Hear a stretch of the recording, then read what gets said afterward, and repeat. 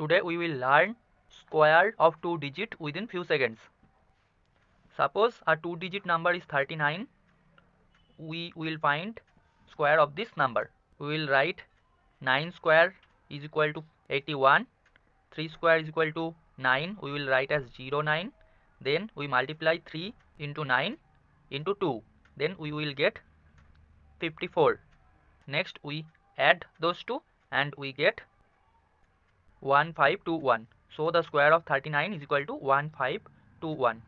If I take another example as 98, first of all we square 8 and we will get 64. 9 square is equal to 81.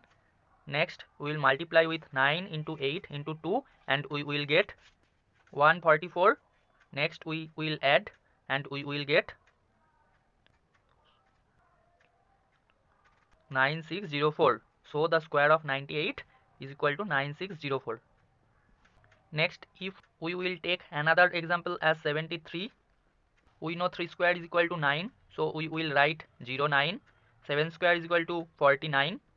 Next, 7 into 3 into 2, we will get 42. Next, we will add and we will get 5329. So the square of 73 is equal to 5329.